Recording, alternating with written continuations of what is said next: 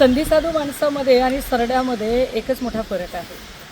सरडा धोका बघून रंग बदलतो आणि संधीसाधू माणूस मोका बघून रंग बदलतो. धर्मवीर चित्रपटामध्ये आपण कसे धर्मवीर आनंद दिघेंचे वारसदार आहोत हे सांगण्याचा आटापिटा करताना एकनाथ शिंदे यांनी करोडो रुपयांचा चुराडा केला.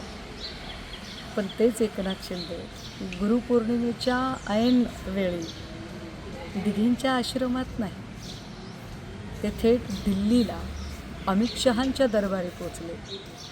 त्यांनी तसं बाळासाहेबांच्या समाधीवरही पोचणं अपेक्षित होतं, पण ते आता नाही आले तरी चालतील, कारण ज्या दिवशी त्यांनी जय गुजरात म्हटलं त्याच दिवशी वंदनीय बाळासाहेबांसोबतची उरली सुरली त्यांची वैचारिक नाळसुद्धा तुटलेली आहे. मात्र त्यांनी दिघींच्या आश्रमात असण्यापेक्षा दिल्ली दरबारी असणं पसंत केलं. फार विशेष आहे.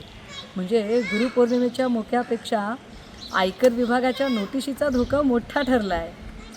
दिघे साहेब बघताय ना, शिष्य म्हणवणारे लोक किती खोटारडे आहेत ते.